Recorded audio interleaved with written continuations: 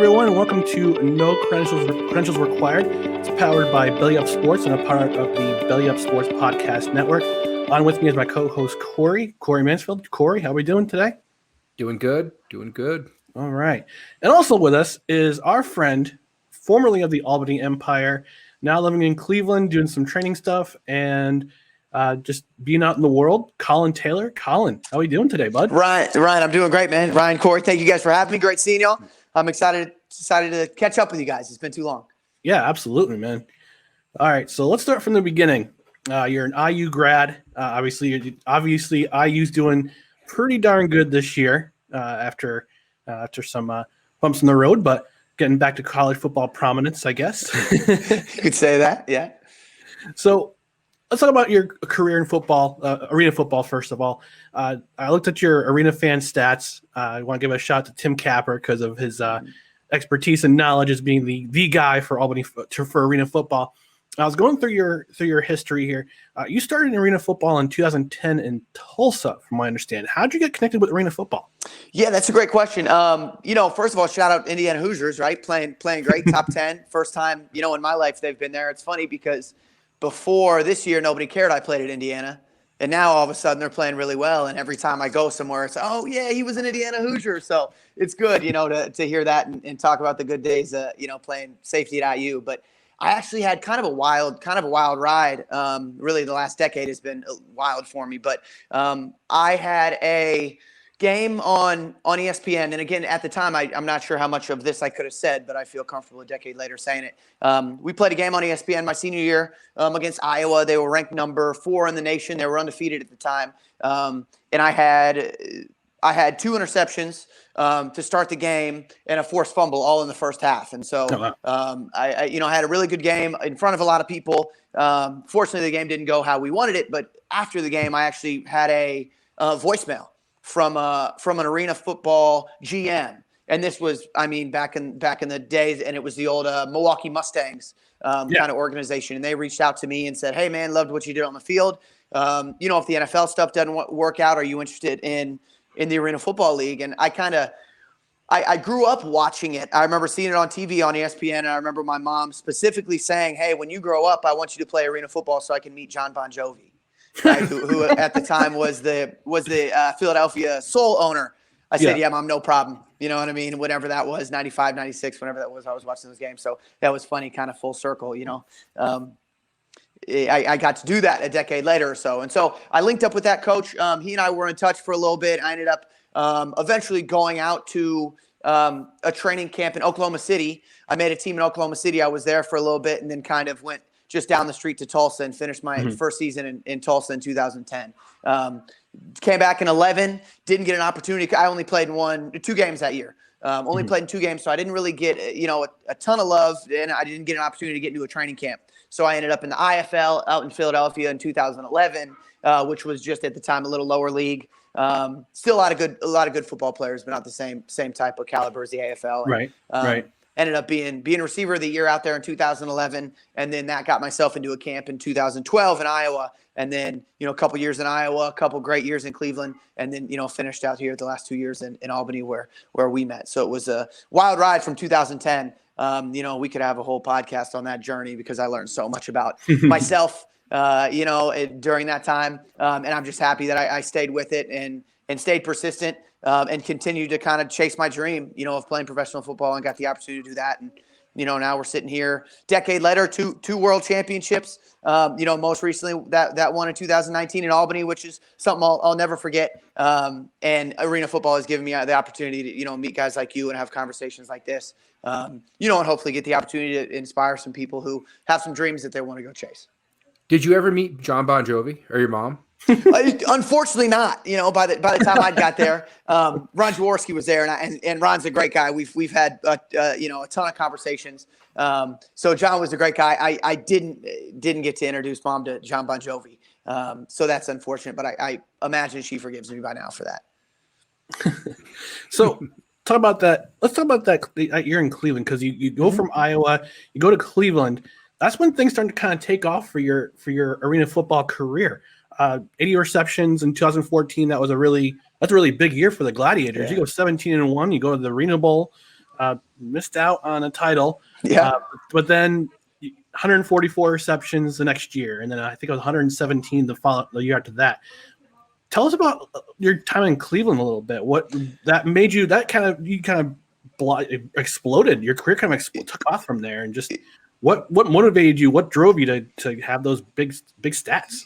Yeah, so in 2012, I started playing in Iowa. I was the third receiver, fourth receiver, kind of bounced back and forth. I was in an offense where I didn't have much to do. I kind of was running hitches on the wall. I was playing special teams. I was doing everything that I felt I could do to benefit the team, but I knew I had more of an upside to it.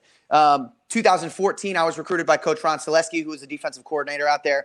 Still to this day, a very, very close friend of mine and a guy I owe a lot to in my career. And he really pushed to get me out in Cleveland in 2013. I had some really close friends, some family out there in Iowa in 13, so I stayed out there. But 14, I just wanted to change. I saw Cleveland was recruiting some really good football players. They had some receivers there, guys like Tyron Lewis and Dominic Goodman, some guys who I knew had done some really good things in the league at the time, and just guys who would give me a really good opportunity to learn from. So I went out there in 2014, and I got on a team of guys who had all lost before, right? Guys who had been backups, guys who'd been on the bench. Our starting quarterback, Shane Austin, was a guy who, still today is one of my best friends, but was a guy who was, third and second string his whole career in college at Hawaii. And then he came to the Arena Football League and was second string and never got the opportunity, and finally got an opportunity in Cleveland. And he and I kind of just hit it off there early in training camp. And you could tell that there was something special because, again, it was just one of those locker rooms where nobody was ever a winner. Nobody was ever went and played big time football in college. Nobody really came with any stats or came with any personality that you would think that would come in there and be the guy. And so we were just a bunch of losers who Coach Tun put together. And we played with a huge chip on our shoulder the whole season. We, like you mentioned, went 17-1, which at the time was the best record ever in arena football. And, we just had that kind of mentality of going 1-0, and you hear it all the time now. I think it kind of overplayed now. But it really stuck with us. It really meant something. And that team, again, not only were we a bunch of guys who lost, but we were a bunch of guys who loved the process, who loved practice, who loved the film room, which, you ask all these, a lot of football players, and nobody enjoys practice. Nobody wants to be there at 6 a.m. in the ice tub and, doing things like that and rehabbing just to feel better, to practice. I mean, nobody ever wants to do that. Everybody wants to go out there and play in the game, but we were a group of guys who really loved to practice, who really pushed each other, who really fought for a common goal. And I learned a ton from my head coach, Coach Steve Tunn. He was the guy who was the coach who really gave me the opportunity. I went there in training camp, and he said to me, you've played for coaches who didn't really believe in you. He said, I'm just going to let you play. And if you're good enough, you'll stick.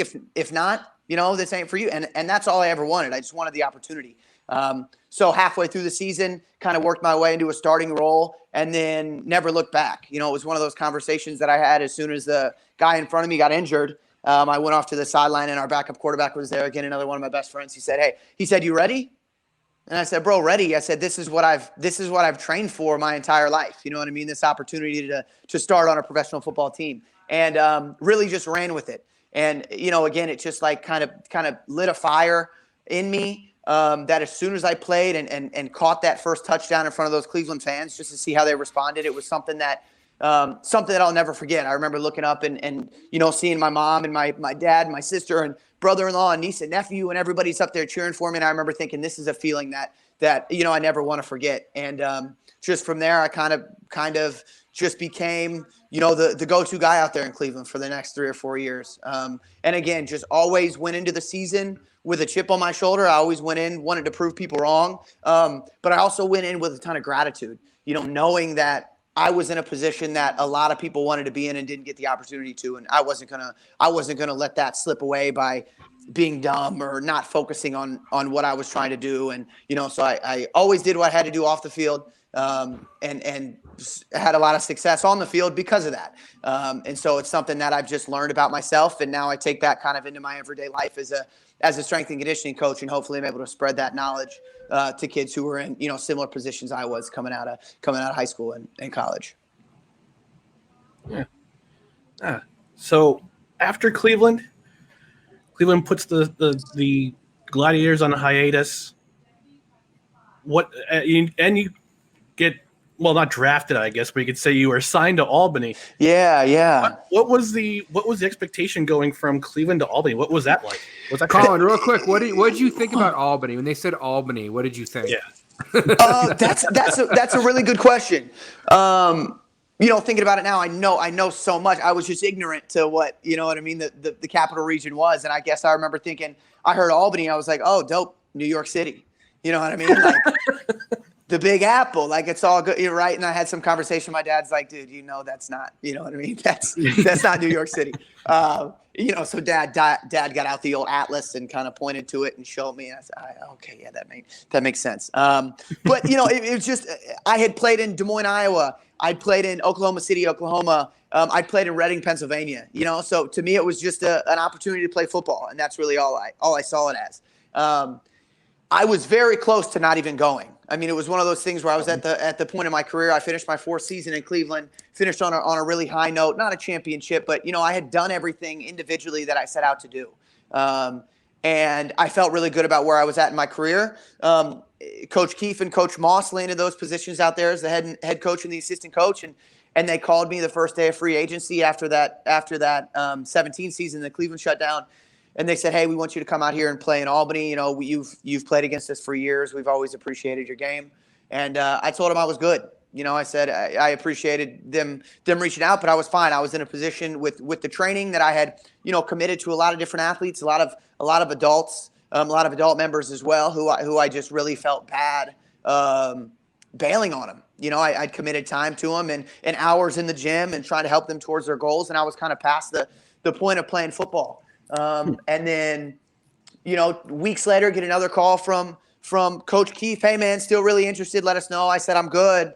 But as we now know, I mean, Coach Keefe is persistent, and Coach Keefe usually ends up getting what he wants.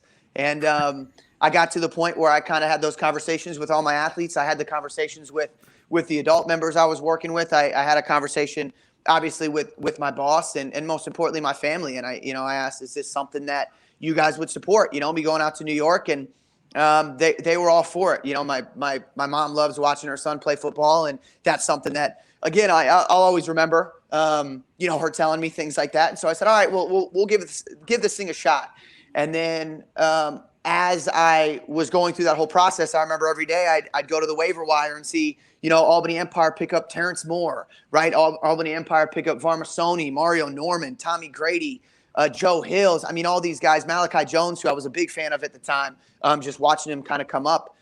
I didn't know him at the time, but I had followed him for a while, and I remember thinking, like, this is probably the best team I'd ever seen put on paper. And I showed up to training camp, and just Tommy Grady and I played together in 2010 in Oklahoma City, so it was good to see him again, catch up with some of the guys from Cleveland that I played ball with, and the first time I met Coach Keefe, not being an opponent of his, I kind of fell in love. I mean, he's a guy that every player wants to play for. You hate playing against him, you love playing for him.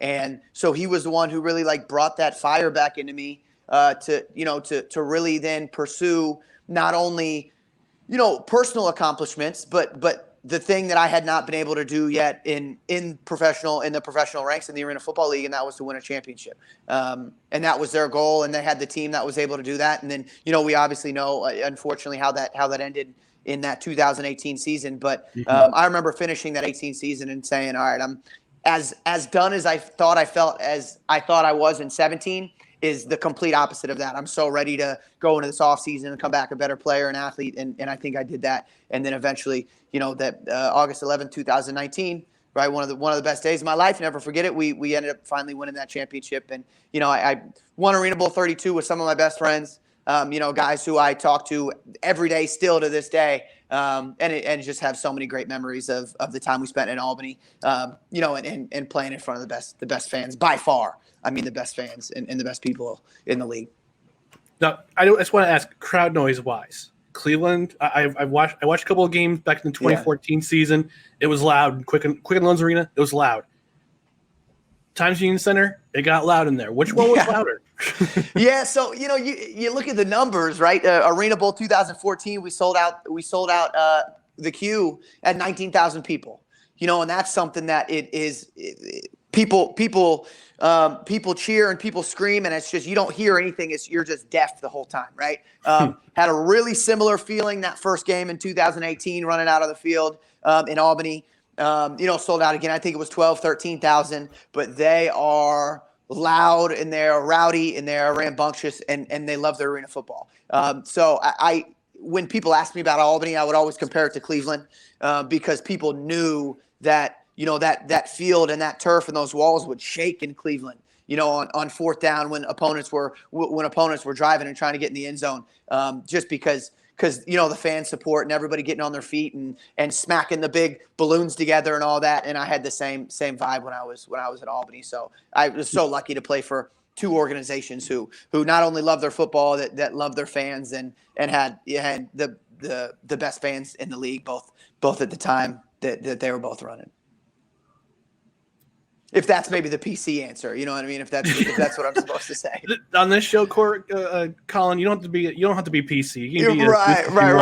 I appreciate that. But yeah, I mean, I truly love both cities. I've got family and friends in both cities now, and will spend a ton of time, going back and forth between the two. Now, including your football career, you also kind of got into the movie industry, I guess you could say.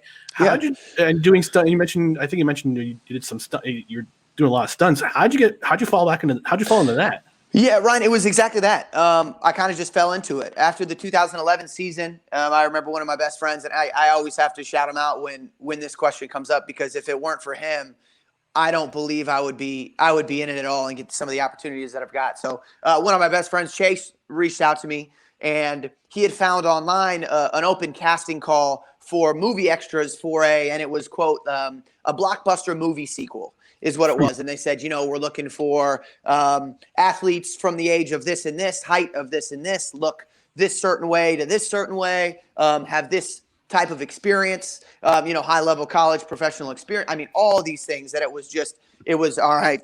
CT checks the box. CT checks the box.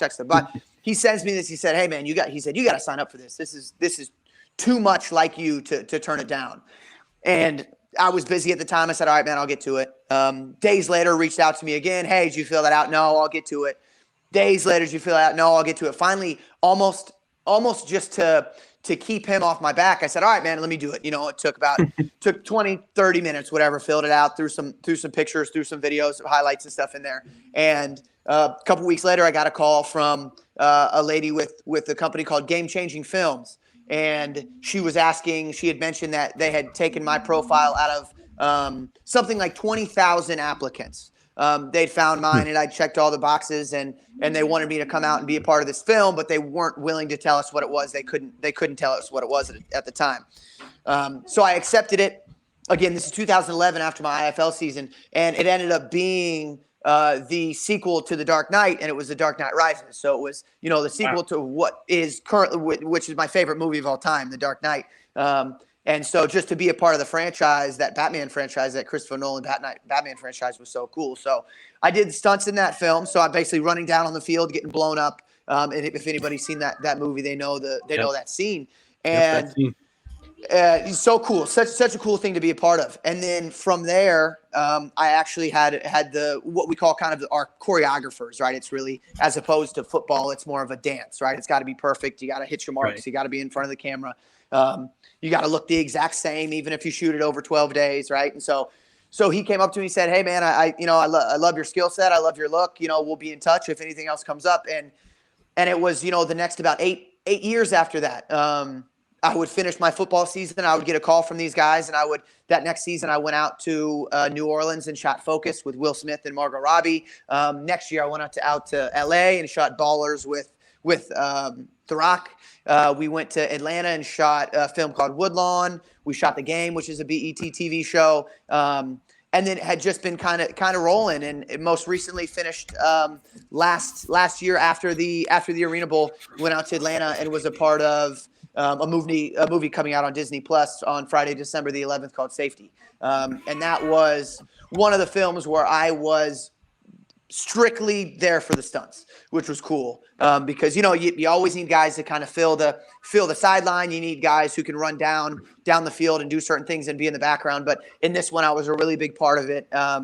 You can see me in the trailer a couple different times doing some hits and some catches and kind of jumping around and flying across the screen and doing all this cool stuff. So I'm really excited to see that. So you're not so much a stuntman, but you're a stunt athlete. Is that kind of what you would want to be called? Yes, that's a really good way to put it. And I've talked to some of the guys who actually do the jumping out of the cars, the driving of the cars, the beacon explosions, and that's kind of the next level of stunt training. So those guys go to school for that, and that they do that full time. I was never in a position to be able to do that, with the football stuff, and I was always considerate of my career and my how I felt physically, and I still always wanted to be able to do that. And so with them catching me at post seasons, I'm usually in pretty good football shape and be able to keep up with everybody there. And it's funny now because the casting calls go out and they say, hey, we're looking for male athletes 21 to 25 who have football experience. And then I see that and I get a phone call the next day that says, hey, CT, we need you to come out and do stunts for this film. And I say, I'm a couple years ago, hey, I'm 30.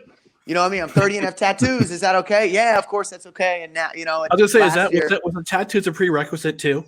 yeah. Well, so the tattoos has been funny. Kind of depending on the film, I've got if it's a period piece, if it's supposed to be at a certain time of the year, if it's supposed to be supposed to be a certain decade, right?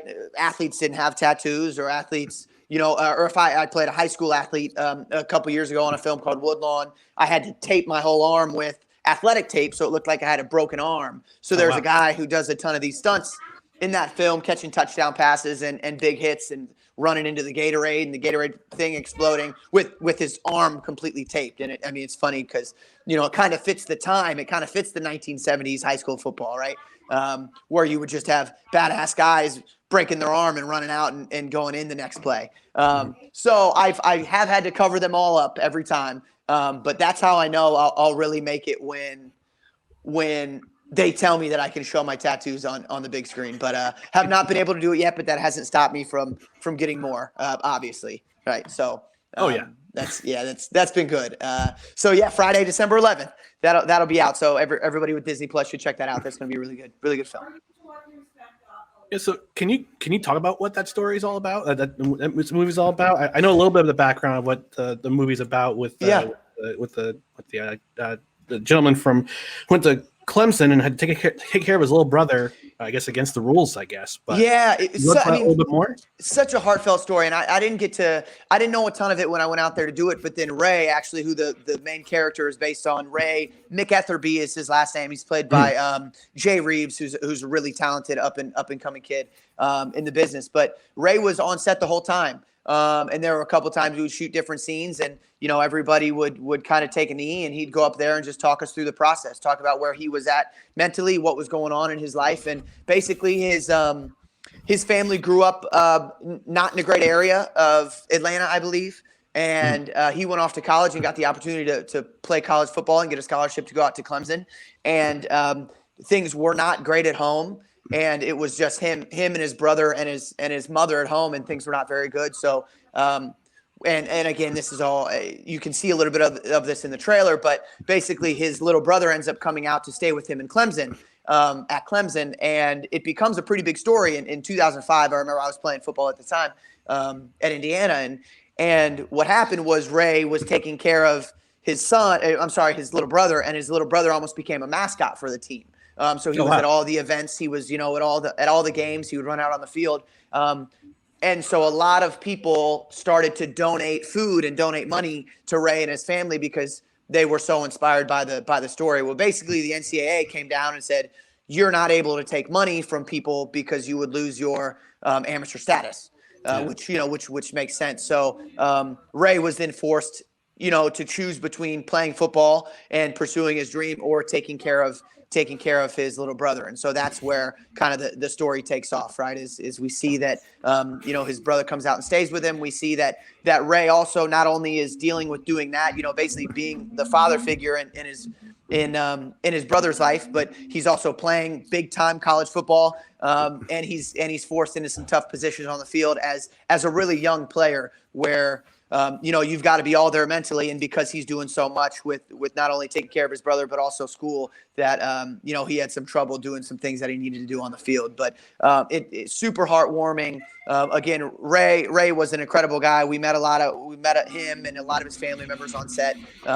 And there were a lot of awesome football scenes we did. We shot an entire scene at halftime of a Clemson game. Oh, wow. Which hasn't been done in years, but we had 4.5 minutes to shoot, and in Hollywood, time is money, right? So it was 4 minutes and 30 seconds. Get on the field, get off. They were playing a football game, so we didn't have time to mess around. If there was one thing that went wrong, we weren't able to rewind and do it again. But it's a really cool scene where, Clemson runs down from the rock, and then, kick the ball off, and Ray runs on the field and makes a tackle. I mean, it was so cool, but it took 2.5 weeks of training for a 4.5 minute shot just to get all the cameramen in the right spot, to get the athletes in the right spot, to get the ball kicked to the right spot. I mean, there's a lot of moving parts, but it was so cool to be able to do that, just to be there in Death Valley, and look up and see these real Clemson fans. And they were all there. They also knew we were shooting a film. So they were all there. It was a sellout. And they whoever they were playing, they were up at halftime. The actual Clemson team, not the Hollywood Clemson team. They were up at halftime like 40-something to nothing. So people could have left anyway, but they didn't. They stayed to watch us shoot the film, and then everybody left at halftime. But that was so cool. And that's something that I haven't gotten to experience, in the industry. And so it's like it seems like everything I do, it gets cooler and cooler, and I meet cooler people. A couple of years ago, I accidentally drank Will Smith's coffee, and things like that happen you would never expect would happen when you get out there and you get the call to do these films. But it keeps me going. It keeps me inspired. It keeps pushing me to get out of my comfort zone and do some cool stuff like that. So I've been able to experience a lot of that, and hopefully more of that continues to come as all the virus stuff starts to slow down. Corey, you got any more questions for Collin? No, Collin, what did you take away from being in Albany? I mean, you said that you had great fans, great experiences. When you heard that Albany was going to lose the team a couple years ago, and they eventually did. Now, actually, they're coming back. Mm-hmm. How did you feel? Did you feel, because you were there from the beginning? How did you feel when you heard about that? Yeah, Corey, I was crushed, man. There haven't been a lot of times, in my career that I'll look back on and regret. And that's not something that I obviously regret, because I wasn't the one who made the decision. But it was just one of those really painful moments that I had to do a lot of reflecting on to realize, that you always see the quote, don't be sad, it's over, be happy it happened, or whatever that was. That didn't mean anything to me at the time. I just thought, well, this is so stupid. What are they doing? We've got the best fans. We've got these people who care about us. You know what I mean? The city's giving back to us. We just won this championship, and then that happened. And I was crushed, but immediately I just felt the first pain I felt was for the fans, and for the people who were involved, because they had become my family the last couple years in Albany. And they had such a huge part of my life. A huge part of my career as a football player, kind of, towards the end, and building these relationships with some of the players who, again, will be guys who will be in my wedding, who I didn't know before I got out there to Albany, and just gave me the opportunity to play big time football for 2 more years and to complete what I wanted to as a player. Even with all that, again, it was like the first thing I thought about was I felt bad for people involved, because I know how much the fans loved their Albany Empire football. I know how much we loved the fans. I know, what it meant to the city and what it meant to people who I now call my family out there. So I felt bad about it. But I felt, the positive thing was we went out and can nobody take away what we did in that 2019 season and in Arena Bowl 32. No matter what they decide to do, and thank God they decided to come back. But at the time, it was in our minds, no matter what they decide to do, they can't ever take that from us. They can't ever take that memory from us. They can't ever take the feeling of, when I running out on the field and seeing that confetti come down and everybody run down on the field and give you hugs and high fives and people you've never seen before. You know what I mean? Hugging you in tears because they were so excited about what happened. That's something that, no league, no franchise shutting down can ever take away from you. So I was happy that we gave Albany the best football we possibly could in that last season that they had. So the next team that comes, it has some pretty high standards, so best of luck to them and hopefully they can meet some of those. But again, Albany will always have a big spot in my heart. And I'll always have great memories from being there. Now, I know time is precious for you, Collin, because you got to take off to an appointment at 5:45. Our time is winding down, but I have a mutual friend of ours who wanted to ask you a question about conspiracy theories. I know you're kind of a big conspiracy theory guy. You like to go down those rabbit holes. Yeah. He asked me about the. I don't know if you've seen the story about the monolith in Utah that disappeared and then somehow reappeared in Romania and all these monoliths. What's your theory about the monoliths? What's that all about? What do you think about that? That's hilarious. I love those guys. And I don't know if we're gonna say who gave us the question. But I'll say it was Jeff Levac from 104.5. Okay, I was gonna say, every time we go on there, we play BS or CT, and it's one of those things where is this stuff made up or could there be some legitimacy to this?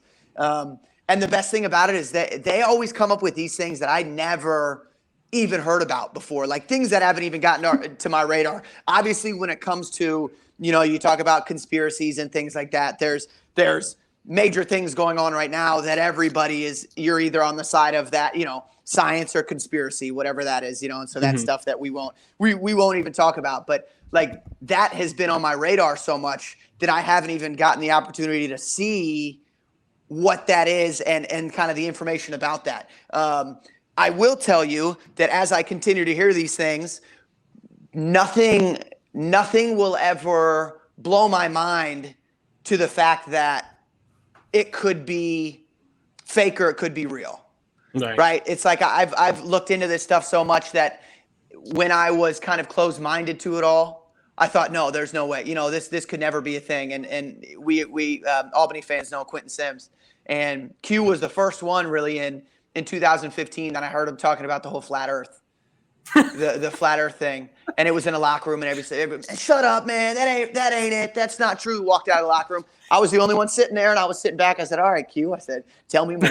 You know what I mean? It was one of those things, and then we just kind of roll from there. And Quentin's still one of my best friends, and we talk about this stuff all the time. And that hasn't come up in conversation. But again, nothing will be too crazy to me that I'll think, "Oh no, there's no way that could happen." So I'm always very open-minded to it. It is something that I'll have to look into it and get back to you guys about. But I think there's always there can always be a little bit of truth in all those things. Were you a big fan of Unsolved Mysteries growing up? That's hilarious. I was terrified of that stuff. That stuff creeped me out so much. I mean, even to this day, any of those stories that and the music that they had involved with it, right? All that stuff kind of gives me the chills even thinking about it. And again, I just kind of went, oh, it said this is what they say, so I'm sure this is fine. I'm sure this is how it is. But I've really tried to look at it from a different perspective. And I'll say this too. It wasn't only it, and I think Ryan, you've maybe retweeted or seen some of this stuff on Twitter that I put, but just when it comes to nutrition, being in my field in sports and in nutrition as a strength and conditioning coach, there were so many things that we were told growing up that were good. And Pop-Tarts are great, cereals great. You should eat these before performance. You should eat 6 meals a day, and you should have all these snacks, and you blah blah blah. And all that's a lie. I mean, it's come out now that none of that is true. So that was one thing that I thought, okay, hold on a second. If they can, convince everybody that because the money at the time was in grain, and the money was in wheat, and the money was in carbohydrates and corn and sugar. If they can convince everybody to do that, what else can we be convinced of? So those are the two things. The flat earth thing I've really looked into a ton. Way too many hours spent looking into that.